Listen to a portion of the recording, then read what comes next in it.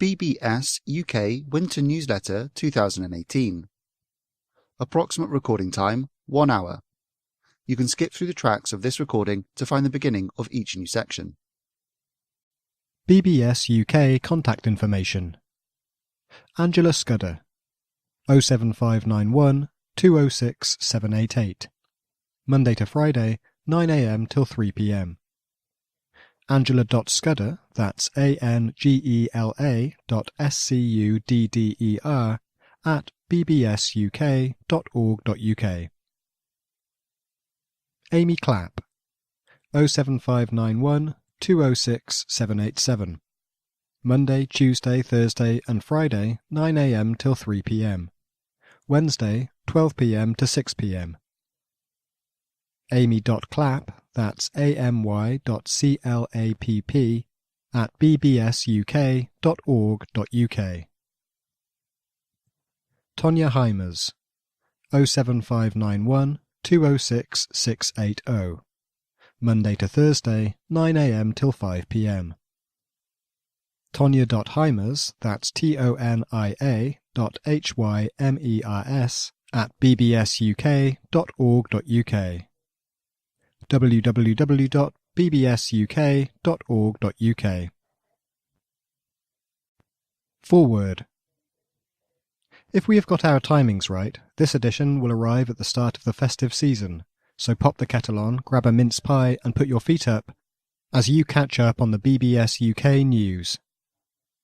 Inside this winter edition, you will find reports from the Birmingham Social Weekend and the Family Activity Weekend, both of which were enormous fun and a great success.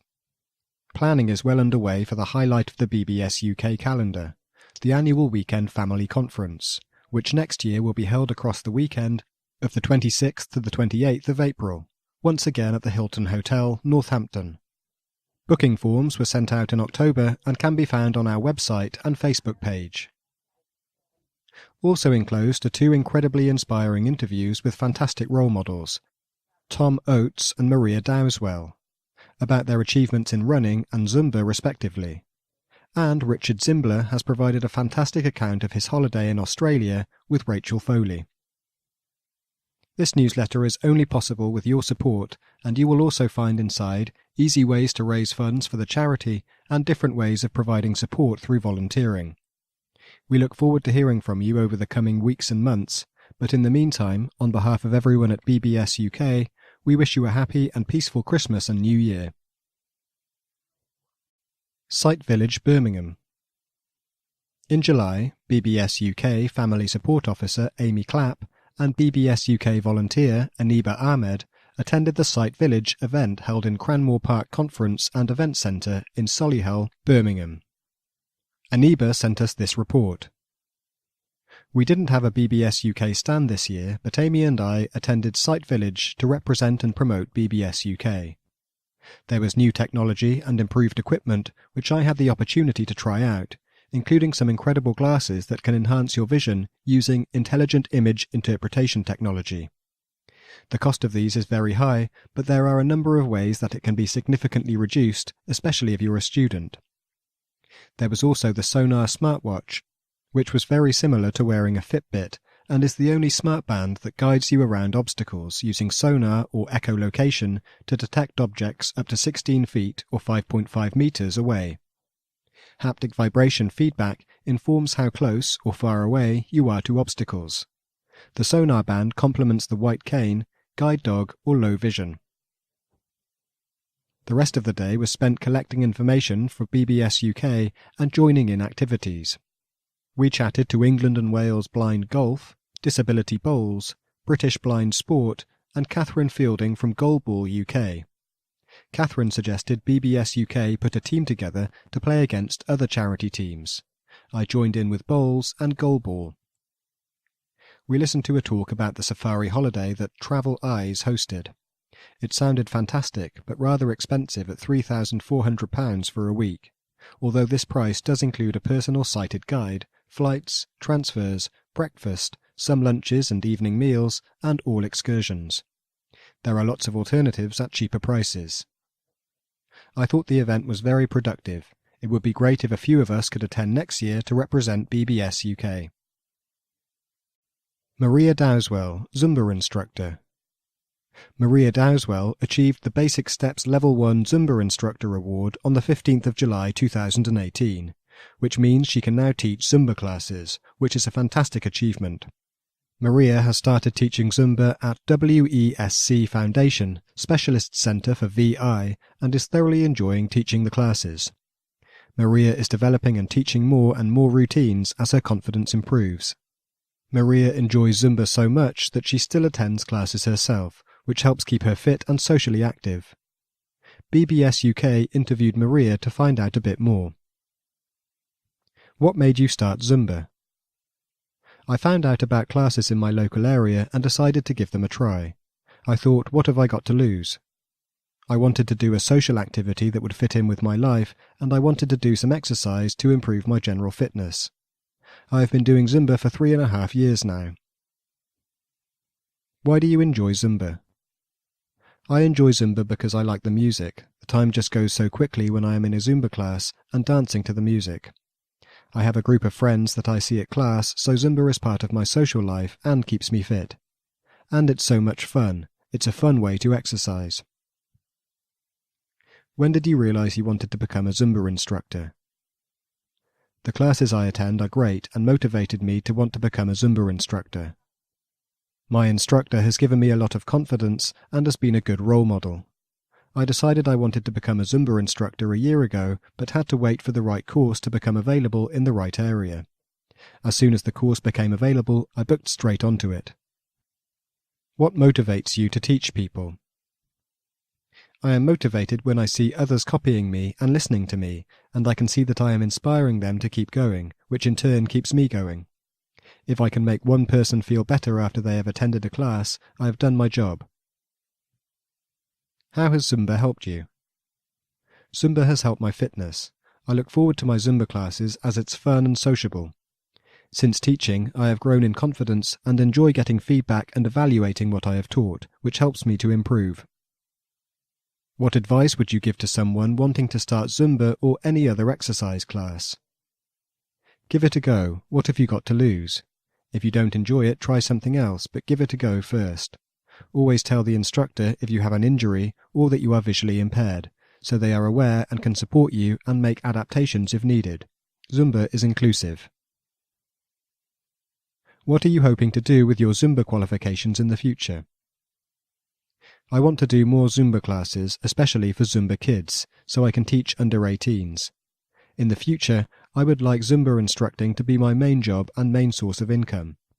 I will continue to attend Zumba classes as well as teach them, as I think it's important to always keep learning. Birmingham Social Weekend.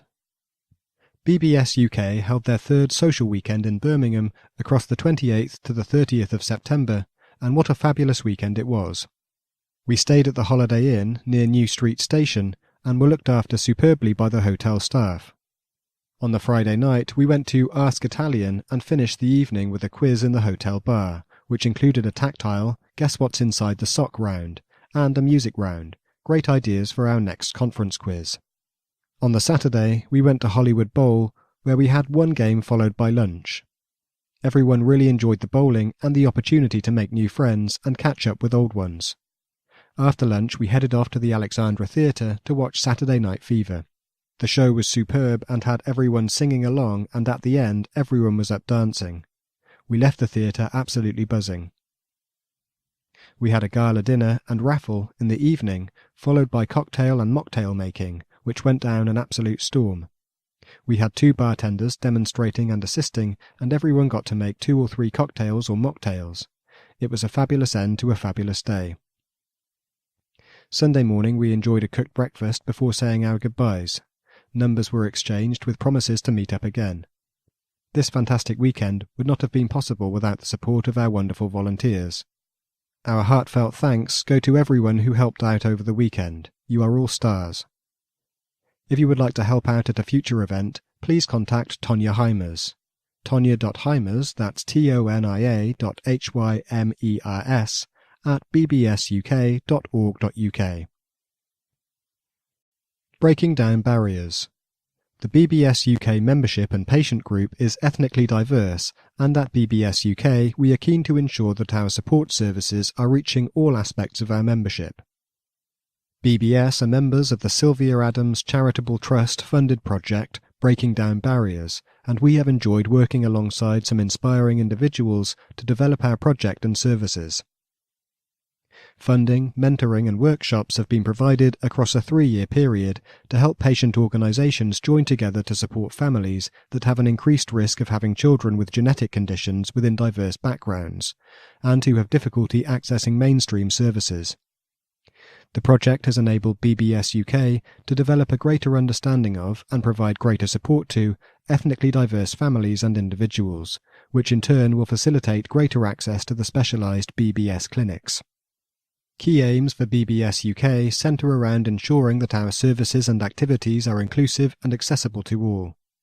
We ensured that there was a reflection and prayer room available during conference weekend, and that food options were appropriate for all cultures, which was extremely well received. We are in the process of having an information leaflet translated into Urdu and Turkish, and another translated into Easy Read. We recently attended a 2-day Breaking Down Barriers workshop where we shared our progress with other groups and learned from each other's projects. We are extremely grateful to Jane Young and the Sylvia Adams Trust for funding this invaluable project, and of course to Kerry Leeson Beavers of Alstrom Syndrome UK for driving this project and being so encouraging and supportive. We would love to hear from any BBS UK members from minority ethnic communities who would like to get involved with this project. Please contact Tonya, Angela or Amy for more information. Contact details can be found in Track 2. Adventure Down Under, Richard Zimbler. In June and July of 2018, Richard Zimbler and Rachel Foley enjoyed a fabulous trip to Australia to stay with Richard's family. This is Richard's holiday diary. 28th of June 2018. Departure Day. We arrived at Manchester Airport and made our way to the assistance office where we were supported with checking in our suitcases and collecting our boarding passes. We were allocated our seats for the journey from Manchester to Dubai and Dubai to Brisbane. We were guided back to the assistance office where we said goodbye to our mums and were taken through security by the assistant, Mike. Mike was very professional and made sure all of our belongings were kept together as we went through security. Mike guided us to get a hot drink and find a seat while we waited to be taken to the plane. When it was time to board, Mike guided us to the door of the plane and the cabin crew helped us to our seats. We were shown how to use the oxygen masks and life jackets, were assisted with the TV, and were told to press the call button if we needed anything. For the entire journey, the staff looked after us really well. Every 20 to 30 minutes they came to check we were okay and to see if we needed help with anything. At Dubai International Airport, we were taken through check-in and security by wheelchair, as Dubai Airport is massive, and it would have taken too long to get to our connecting flight. At Brisbane International Airport, we were assisted off the plane and taken in an electric buggy through customs. We were then guided by the assistant to get our suitcases and taken to where my dad was waiting for us. We were going to stay with my dad and stepmum in Queensland. 7th of July 2018. One of the highlights of our trip, a road trip to Sydney. My dad drove and on the way we stopped off at Byron Bay. We had a walk around and saw the lighthouse before setting off for our motel, which was in Yamba. We went out for a lovely Indian. 8th of July 2018. We set off for Sydney and drove as far as Coffs Harbour, where we stopped for a bite to eat. There is a statue of a big yellow banana made out of fiberglass, which you can walk through. We finally arrived at our destination, a lovely apartment hotel in Pennant Hills, about 20 minutes away from Sydney city centre. 9th of July 2018. We went to Parramatta to catch a ferry cat to Circular Quay, and Dad described all the sights to us, especially Sydney Olympic Park and the Sydney Harbour Bridge. We got to Circular Quay and walked to the Sydney Opera House to book tickets to see singer-songwriter Regina Spektor. After lunch at a lovely pub, we went to an Aboriginal shop to buy some souvenirs to take home. We walked back to the Sydney Opera House and the show was really good. The acoustics in the Opera House were amazing. They have some rings that look like polo mints to help elevate the sound. 10th of July 2018. Visit to Taronga Zoo in Sydney. This is a lovely zoo and we saw so many animals such as Asian elephants, giraffes, gorillas, Tasmanian devils, a funnel web spider and koalas. We really enjoyed the zoo and brought some items from the shop to take home. 11th of July 2018. We set off back to Queensland, stopping off on the way at a lovely cafe in Glen Innes for breakfast. Our stop-off destination was a motel in Armidale. We checked in and went out for a lovely Mexican meal. The next day we set off for Queensland, stopping off at a winery on the way. We stretched our legs, did some wine tasting, and bought a bottle each to take home. 21st of July 2018. We went to an event called Degustation Day to celebrate Christmas, which many people do in Australia in July, as their winter months are June, July and August. The table was laid out with little Christmas trees, lights and crackers. The meal consisted of 8 courses of small portions. We had an amazing time and it was nice to spend time with everyone, chatting and having a dance. 23rd of July 2018. Visit to the Lone Pine Koala Sanctuary, where we were able to have our picture taken with a 5-year-old koala called Jervis. We got to feed and stroke kangaroos, which was amazing as they were so lovely and soft to touch.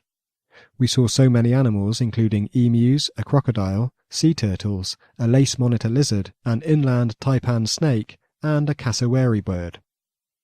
We travelled to the sanctuary on a river catboat and enjoyed a running commentary of interesting facts. On the way back, I was able to have a go at driving the boat with help and instructions from the captain. 24th of July 2018.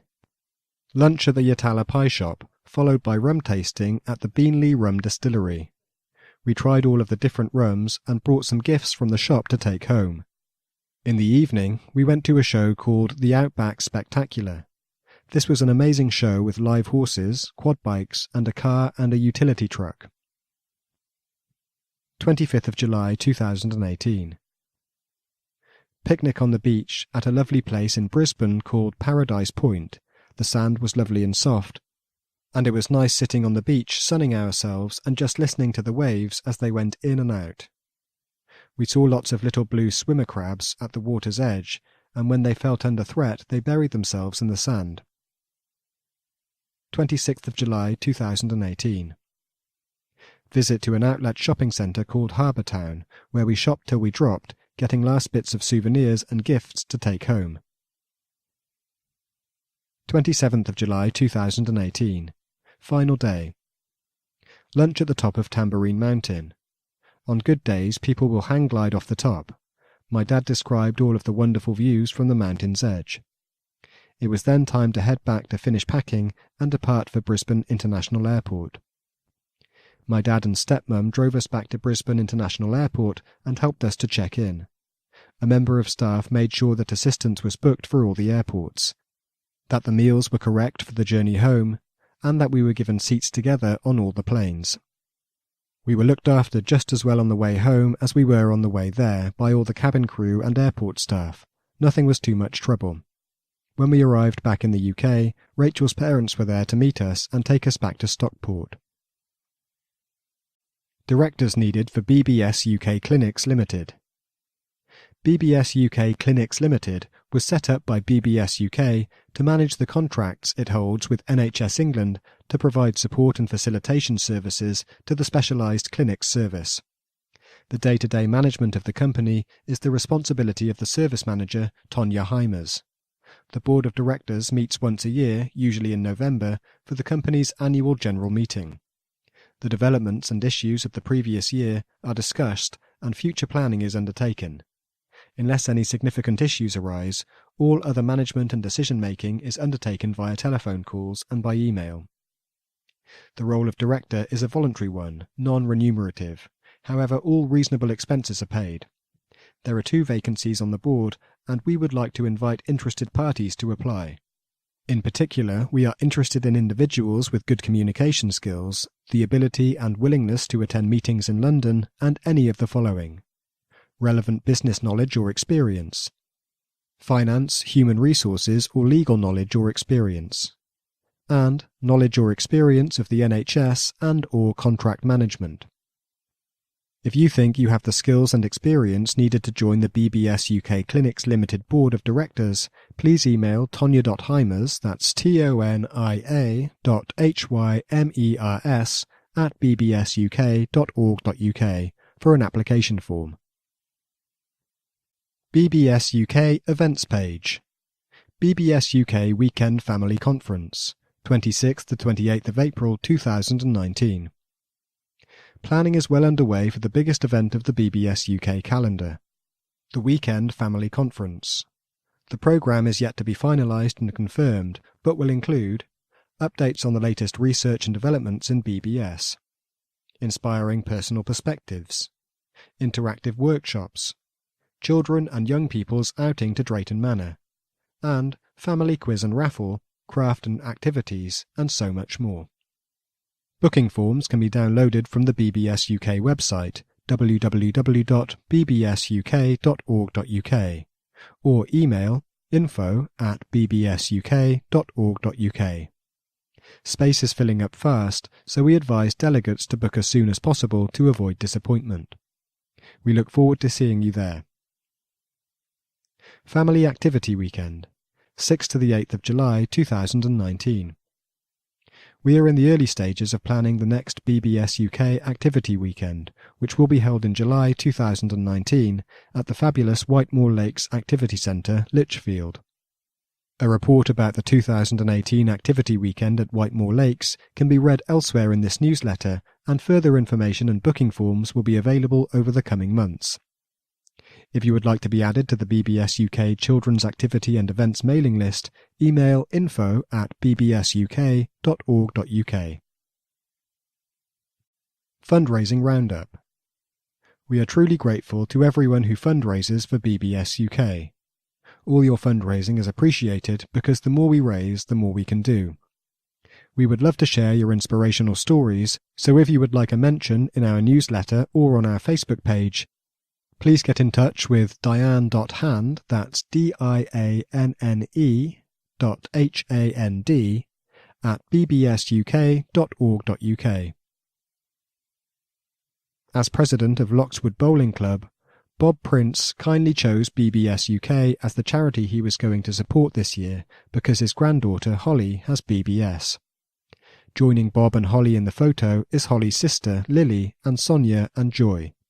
Sonia and Joy are also members of Lockwood Bowling Club, and they have been wonderful in supporting Bob by raising money for BBSUK at car boot sales. Along with Bob and Holly's dad David, they were up at 5 a.m. to get the best pitch opposite the mobile T-van, and Bob would be armed with a bag of donuts to keep their energy up.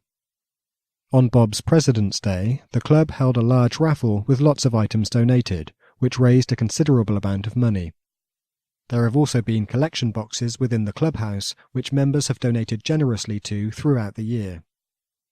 Thank you, Bob, and everyone at Lockswood Bowling Club for raising the fantastic amount of £1,570.47, with more to come. We would like to publicise anything you are doing to raise money and give you encouragement in any way we can. Some of you are already in training for events where you hope to raise lots of money for BBSUK. With 40th birthday celebrations looming in April 2019 for Ashley Wilkie and Emma Mitchell, they are both excited to be taking on the challenge of the Virgin London Marathon, when they will proudly fly the flag for BBSUK. They will be supported by their good friends Karen Stewart and Katrina Townsend, who have all been committed to fundraising in support for Ashley's daughter Caitlin throughout the year. Keep an eye on our Facebook page for details of how you can support Ashley and Emma as they continue to passionately raise funds for BBSUK. Another of our fundraisers is Andrea Howlett, who will be taking on the challenge of the Manchester Marathon in April 2019. Andrea will be running in memory of her mum, Jean Wilkinson, who was a supporter of BBSUK. You can support Andrea on her fundraising page at justgiving.com/fundraising/Andrea-Howlett. That's ANDREA-HOWLETT. BBSUK is a small but national charity, supporting over 500 people with BBS and their families and carers, and relies solely on fundraising, donations and grants to fund its work. If you have been inspired to raise funds for BBS UK, below are some simple ways you can help. BBS UK is registered with Easy Fundraising, which means you can help support BBS UK simply by shopping online with over 3,300 retailers, including Amazon, Argos, Marks & Spencer's, John Lewis and eBay. Every time you shop, you'll raise a free donation for BBS UK at no extra cost to yourself. It's that easy. To register, visit www.easyfundraising.org.uk/causes/BBS UK. BBS UK is also registered with Amazon Smile. Follow the link to sign in to your Amazon account via Amazon Smile, and Amazon will make a 0.5% donation of the net purchase price of eligible purchases to BBS UK. Amazon Smile is the same Amazon you know, same products, same prices, same service. Go to www.smile.amazon.co.uk and support BBS UK the easy way. We wish all our supporters happy fundraising and look forward to hearing about all the different ways you have been supporting BBS UK over the coming weeks and months. Our heartfelt thanks to you all. BBS UK Trustee Spotlight. Volunteering as a trustee for BBS UK is an honour, and we all work hard behind the scenes to manage the day-to-day running of the charity, as well as supporting our members in any way we can. We thought it would be a good idea to let you know who we are and why we are involved. We would like to introduce you to 4 of us in this newsletter. Stefan Crocker. Stefan has BBS and has been a trustee since 2015 and vice chairman since 2017. He writes, quote, "Being a trustee is very rewarding, primarily as I have input in making decisions on behalf of BBS adults when it comes to issues such as conference planning and other social events. Another role I am developing is as an adults contact. I am keen to encourage adults living with BBS to make the most of life by sharing experiences and practical tips. Where possible, this is done by meetings in person and by being in regular contact with BBS members. I can give assurance that any important issues will be reported back to the board. My admin, language and networking skills have developed whilst being a trustee, and I am now more confident communicating with professionals, parents and adult patients alike. I have also been utilising my second language skills by networking with the German BBS group. Most importantly, I have made new friends and have enjoyed getting to know people in more depth." End quote. Laura Dowswell. Laura is married to the ever-patient and laid-back Nick, and together they have 2 grown-up children, Maria and Greg. They live by the sea at the Witherings on the south coast and enjoy the beach life all year round. Laura and her family became involved with the charity after Maria was diagnosed with BBS at age 14, and they attended their first conference 10 years ago. Laura says they were amazed by the amount of support and information they received and the lifelong friends they made. As a family, they were determined to give something back. Laura has worked in charity finance roles for over 10 years, and it seemed ideal to join the board of trustees and become treasurer to use her financial experience to support the work of the charity. Laura writes, quote, "I enjoy being a trustee and helping to shape the charity's future and ensure its long-term safety and sustainability." End quote. The family have supported several fundraising events and ventures for BBS UK. Christian Bolton Edinburgh. Christian is from Potters Barn, Hertfordshire. He was diagnosed with BBS in early 2015 at the age of 20, while studying for an LLB law degree in North Wales. He graduated in 2015, achieving a 2-1 and then a distinction in a law master's degree in 2016. Christian is currently studying the legal practice course at BPP, University London, and aims to become a solicitor. He competes regularly in the Lawn Tennis Association Visually Impaired Tennis Championships. Christian became a trustee for BBS UK in April 2018, and his aim is to enhance the charity's support network, increasing the opportunities that BBS adults and children can participate in. As a result of the charity, he endeavours to link up with various visually impaired sporting organisations to set up relationships that will increase sporting opportunities for those living with BBS. Christian wants to help instill confidence in other BBS members to give them the belief that as long as they learn to adapt to their respective limitations, then they can achieve anything. Rachel Foley. Rachel is 36 and lives in Stockport. She was diagnosed with RP in 1996 and BBS in 2012.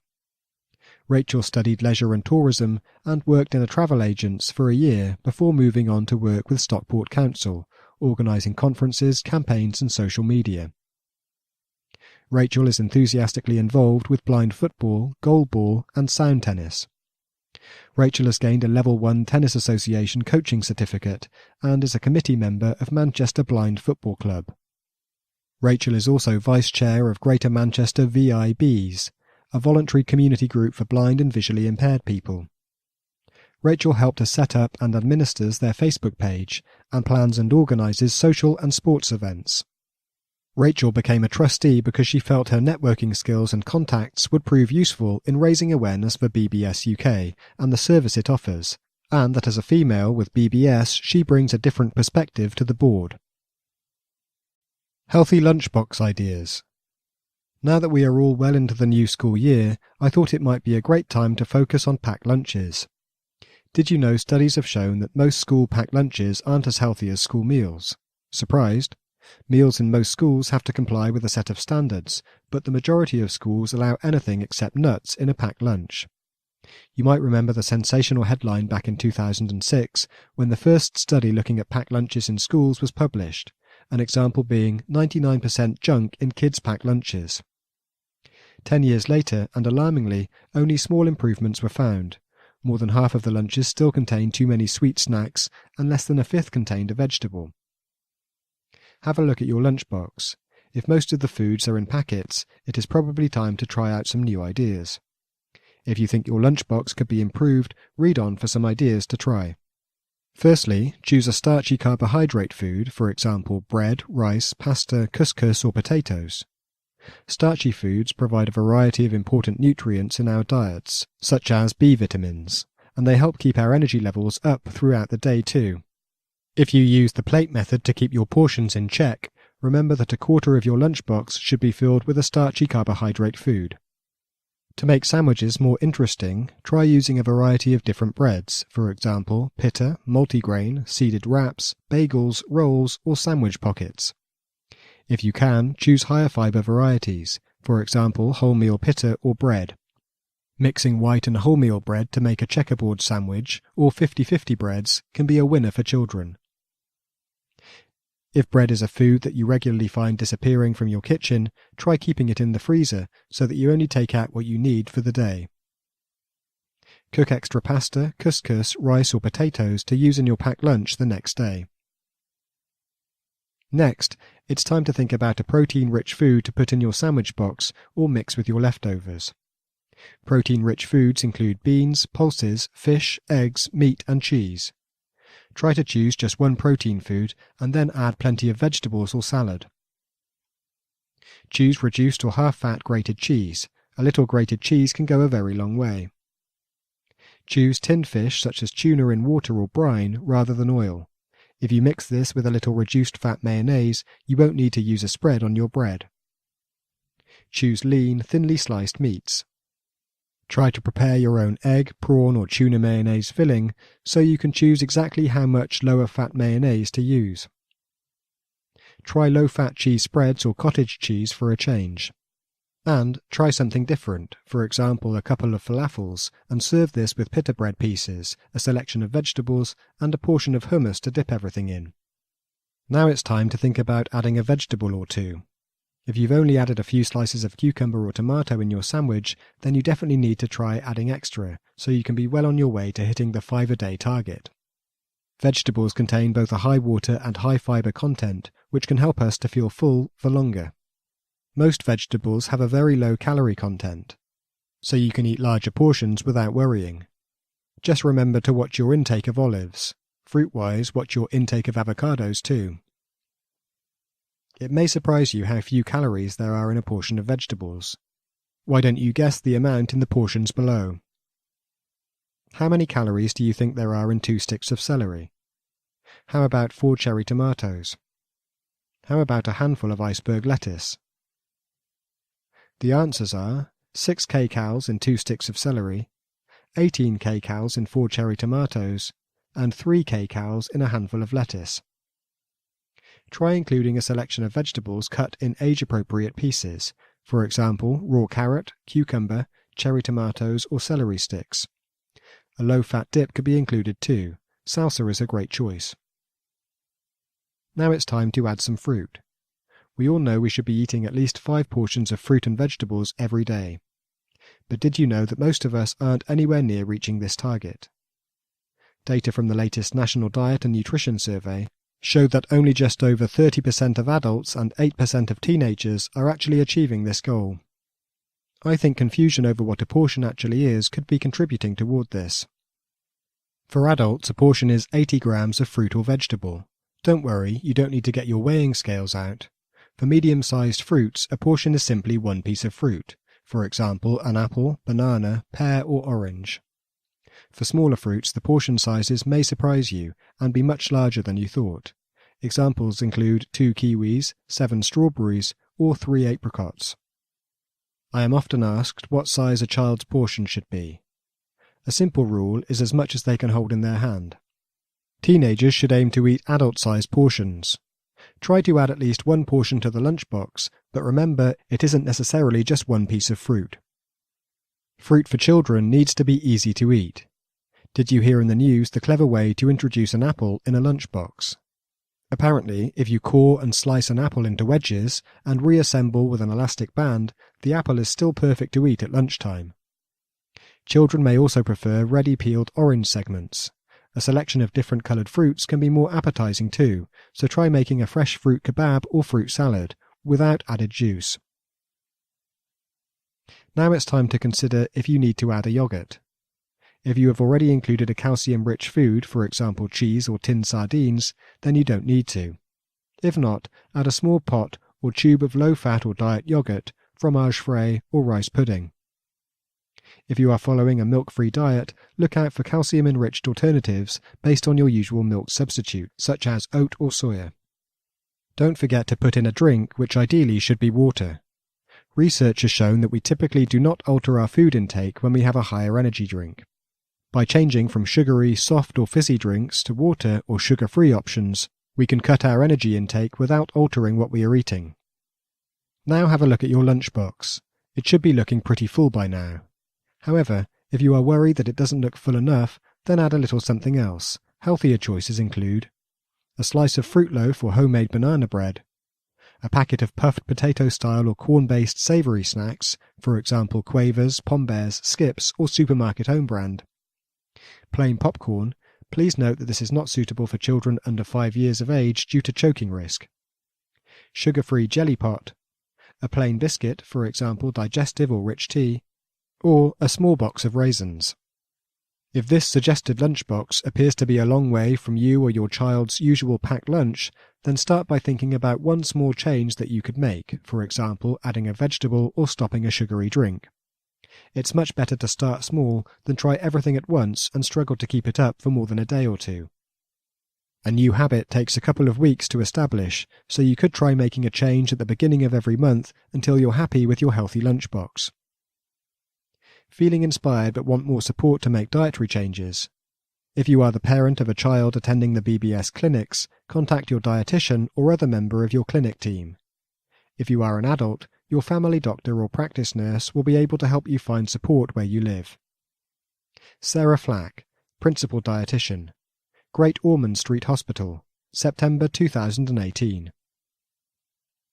Running for My Life, Tom Oates. Tom Oates gave an inspiring presentation and interview about his park run journey at a local tapas and tales evening in Ripon in October 2018. Tom is 21 and has Bardet-Biedl syndrome. He is registered blind and was diagnosed with autism when he was 17. Tom has kindly given permission to include the presentation and interview in this newsletter, which began with an outline of the awards Tom has received to date for fundraising and volunteering. The Stray FM Local Hero Award in 2012 for raising £3,000 with a 225-mile tandem cycle ride. The Tim Dryfield Award at St Aidan's High School in 2014 for courage and endeavour. The Henshaw's Fundraiser of the Year Award in 2016 for raising £3,000 towards a piece of specialist equipment for the Henshaw's gym. And the Harrogate and District Oscar Award in 2017 for Best Local Volunteer for volunteering at Ripon Hospital, Ripon Museum, Ripon Cathedral and Fountains Abbey. Park Run is a collection of 5-kilometre running events that take place every Saturday morning in 20 countries across 5 continents. Starting in 2004, there are now over 550 park runs in the UK alone, with about 130,000 runners taking part each week. Read on to find out about Tom's park run journey. You may be inspired to find a park run or exercise class near you. Why did you want to do the park run? When I was at St Aidan's Secondary School, I kept fit by doing PE classes, but after I left I found it hard to keep my weight under control. Having BBS makes me bigger than I like, and I wanted to lose weight, so my mum suggested that I try to do a park run. Also, I wanted to be fit to help with my self-confidence. I didn't want people saying I was an unfit, lazy teenager. My mum and dad have always set a good example, and they do lots of sporting activities, so I wanted to be able to join them. What have been the obstacles? Mainly this has been my eyesight, because I am registered blind. I have no peripheral vision, and light and shade confuse me. I have no spatial awareness, which means I find it difficult to judge where other things and people are and how to avoid them. I also need a sighted guide next to me. We have to work together to understand each other. I need to wear a high-visibility vest so other runners know not to come between me and my guide. I find the start very difficult, and don't like all the people, as it makes it hard to get into a rhythm. I have fallen over about 3 times, once over the dog, once over my friend's shoe, and once on a wooden bridge. But you just have to get up and crack on. So you started the park run in 2014 when you were 17? Yes, in 2014 I began doing the Fountains Abbey park run on a Saturday morning. Because of my vision and lack of spatial awareness, I needed support and would like to thank my mum and dad for all the help they have given. There have been other helpers as well. Pam supported me a great deal at first, but now she cannot keep up. At first I was very slow and couldn't manage to do both loops of the run route. I had to begin practicing by walking slowly at the back. I did my first official full park run in January 2015, in a time of about 43 minutes, and was not too far from the back. I progressed well through 2015 and 2016, and by January 2017 was finishing in 34 minutes. But it was hard to improve after that. And now I believe that you are regularly finishing in less than 30 minutes. Yes, I am determined I want to keep improving, so to make sure that I build my strength and running skills, I met Stuart, my personal trainer, in 2017 at Ripon Community Link. He has been amazing and patient and very encouraging with me. I run with him every week for an hour. He coaches me and advises on diet. We monitor my body composition every couple of months, body fat, etc., to keep on track. I also do strengthening and conditioning at the gym with Ben, which helps my running. I first beat 30 minutes on my 100th park run. How many park runs have you done now, Tom? And I expect that you get a lot of encouragement from your mum and dad. I have now completed 128 park runs, mainly at Fountains Abbey. But I've also done park runs in Penrith, Brighton, Perth and Land Hydrock. Mum and Dad also run with me and take it in turns to support me. Dad is much better than Mum. Encouragement. If I fall over, it's just, "Get up, Tom," or "Come on, Tom, we need to finish," even if I am bleeding or have torn my trousers. They don't cut me any slack at all. What is next? I understand that you've won even more awards.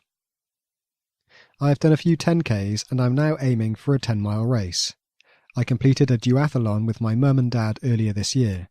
We run together, then I cycle on the tandem with my dad, and then we all run together again. I love it. I was awarded the Gambaru Adversity Award 2015 for overcoming adversity through sport. Gambaru is Japanese for never give up. I ran the Mel Murby 10K in 2016 and won the Mel Murby 10K award for special achievement. Tom, do you have a message for the audience? Yes, it is that if I can achieve this, so can anyone. You just have to keep going. Gambaru, never give up. Useful resources. Look Up. Look Up supports young people up to the age of 29 and their families living with a vision impairment. www.look-uk.org. PHAB. PHAB's mission is to inspire and support children, young people and adults with and without disabilities to make more of life together, breaking down community barriers, reducing social isolation, and creating opportunities for disabled people to enjoy the same activities and challenges as, and alongside, those without a disability. www.phab.org.uk. Art Through Touch. Art Through Touch is an inclusive organisation which provides and promotes access to art for people with a visual impairment. Activities include workshops, seminars, monthly art talks, a monthly newsletter and gallery visits. www.art-through-touch.org.uk. Metro Blind Sport. Metro is a London-based charity. Their aim is to open doors to sport for all vision-impaired people, regardless of age or sporting ability. They have sessions throughout the year for archery, athletics, bowls, cricket, cycling, football, goalball, rambling, sailing, skiing, swimming and tennis. www.metroblindsport.org. British Blind Sport. The work of British Blind Sport enables blind and partially sighted people to have the same opportunities as sighted people to access and enjoy sport and recreational activities in the UK. www.britishblindsport.org.uk. MenCap. MenCap's aim is to improve the lives of people with a learning disability and their families now and fight alongside them for a better future. They are part of a network of over 400 local groups reaching out to people across England, Northern Ireland and Wales. www.mencap.org.uk. Disability Grants. A directory of grants that are available to those living with a disability. www.disability-grants.org. Turn to Us. Turn to Us is a national charity that helps people in financial hardship to gain access to welfare benefits, charitable grants and support services. www.turntous, that's turn the number 2, us.org.uk. NatSpec.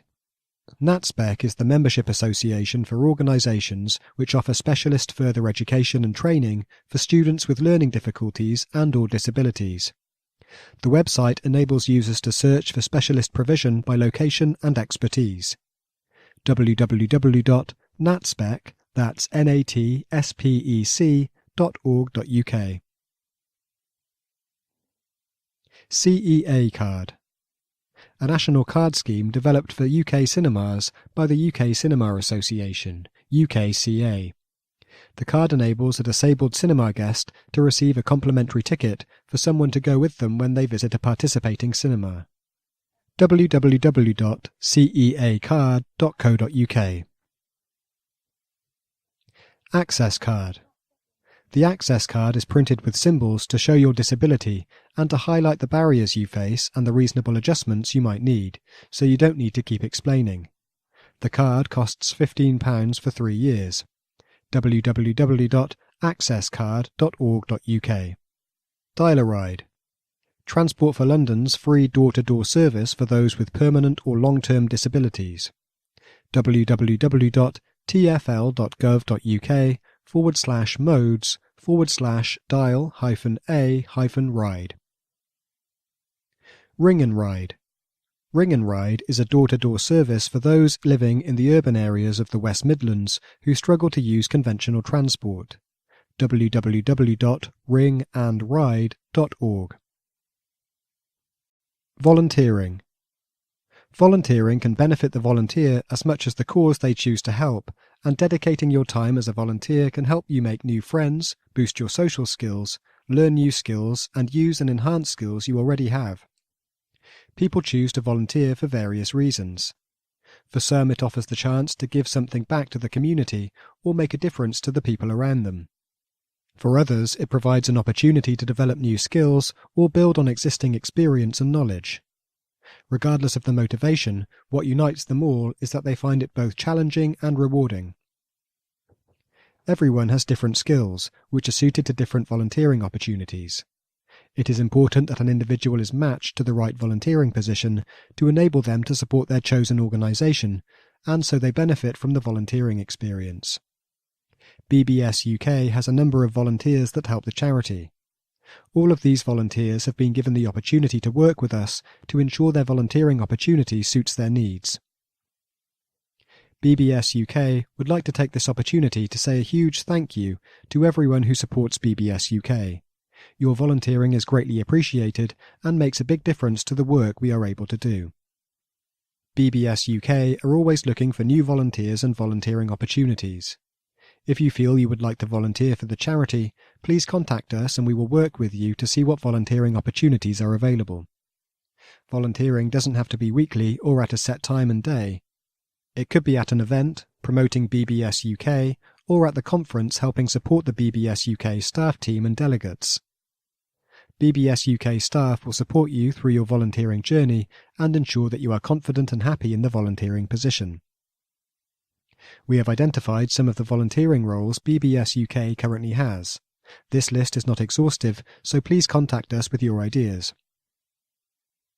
Why not become a weekend buddy, helping to support visually impaired delegates at the BBSUK conference? Get fundraising on the conference weekend tombola and merchandise stall, a great way to meet new people and raise vital funds. Sighted guides are required for the conference weekend trip to Drayton Manor to ensure everyone has a fun and safe time. BBSUK attends events all around the country promoting BBSUK and often requires sighted guides to support visually impaired delegates attending these events.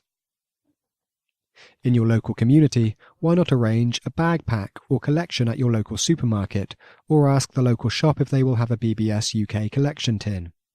This not only raises money but awareness of BBSUK too. Write a newsletter article for us. Tell us about your experiences, what you have been doing. Are you a grammar whiz? Can you proofread and/or edit documents? We have a range of documents that need proofreading and editing, from newsletter to reports. Social media volunteers are needed to update Facebook and Twitter. Trustees are vital to enable the charity to continue. In particular, we need volunteers with finance, human resources, and governance experience. And fundraising helps raise vital funds. You could sit in a bath of beans, hold a sponsored silence, or jump out of a plane. The opportunities are endless. Everyone has skills in different areas, so please do contact us to see how we could optimize those skills to enable you to become a volunteer for BBSUK. For more information about volunteering for BBSUK, contact tonia.hymers, that's tonia.hymers, @bbsuk.org.uk. BBSUK Activity Weekend at Whitemoor Lakes. BBSUK held its third activity weekend in June 2018 at Whitemoor Lakes Activity Centre, Lichfield. Once again, the weather was on our side with beautiful sunshine from start to finish. Whitemoor Lakes is a stunning purpose-built activity centre, and we were fortunate to have the entire centre to ourselves. Friday evening, we set up a table of craft activities, followed by a movie night, complete with popcorn. We also had a huge bouncy castle to ourselves for the whole weekend, which went down a storm with children and adults alike. The bouncy castle was in a huge sports hall with access to a basketball court too. The craft and movie room had tables outside overlooking the lake, which meant the adults could enjoy sitting outside and chatting whilst keeping an eye on their children or young people. Saturday morning started off with a cooked breakfast before the first day's activities on the lake. The group split up with the guests enjoying sailing, canoeing or raft building. The under-8s weren't able to join in the main activities and followed their own programme, which started off with bottle boat building and floating. The sailing and canoeing looked so peaceful, less so the raft building, which inevitably ended up with everyone very wet. Angela Scudder and Amy Clapp, BBS UK support officers, were the worst culprits and made sure everyone was as wet as they were. After break, we set off for the next round of activities, which was archery or high ropes. The high ropes were extremely high. The under-8 group had their own mini archery set and also enjoyed having the bouncy castle to themselves without the bigger ones getting in the way. Lunch was followed by the last activity of the day, abseiling and zip wire or fencing. In between all the activities, we also enjoyed the bouncy castle and craft activities. Saturday evening we wandered down to the lakeside campfire where we were entertained by the Whitemoor Lakes activity team. They took us on an interactive storytelling adventure which was great fun. We also toasted marshmallows and watched a family of swans head off to bed while the sun set, a magical end to a magical day. Sunday morning and another cooked breakfast was followed by the last activity of the weekend, the assault course. This was a tough challenge and everyone excelled themselves, working together and encouraging each other across the course. The little ones had their own treasure hunt to follow. Little did we know that there was going to be one last surprise to finish off the weekend, a world record-breaking attempt to build the largest wearable balloon animal. We had some time to fill before lunch, and the entertainer called us into the room and gave us a free party presentation with a balloon creation for each. We are going to struggle to top that next year. After a lovely lunch, everyone said their reluctant goodbyes and headed home. We really cannot wait to go again and have booked the centre for the weekend of the 5th to the 7th of July 2019. Booking forms will go out in the new year. Tie and Tiara fundraiser. On the 8th of June 2018, Rachel Foley, Liam Dempsey and Richard Zimbler hosted a Tie and Tiara fundraising night at the Manchester Hall. The event was to raise money for BBSUK and Greater Manchester VIBs. The event was well supported and included a DJ and raffle with a large array of prizes. The event, through kind donations, raffle and entrance fees, raised a grand total of £700. This was split equally between BBSUK and Greater Manchester VIBs, which meant each great cause received £350. The event was hailed a great success, and we would like to thank everybody for attending and for all their kind donations. We would also like to thank all of the companies and organisations that kindly donated raffle prizes. We hope you have enjoyed this newsletter. If you would like to contact us about any of the articles, or to submit an article of your own, contact Tonya Hymers at tonya.hymers, that's tonia.hymers, at bbsuk.org.uk. The views and opinions expressed in this newsletter are those of the authors of the articles. They do not necessarily express the views and policy of BBSUK. Whilst every effort is made to check the accuracy of information reproduced, readers are advised to check with the original source before acting on it. This document has been transcribed into audio by A2I Transcription Services. We welcome feedback and would love to hear any comments you may have about this transcription or our services in general. Please feel free to contact us. Telephone 01179 440044. Email info@a2i, that's the letter A, the number 2, the letter I, .co.uk. Web www.a2i.co.uk. We look forward to hearing from you. When giving feedback, please quote reference number 30313.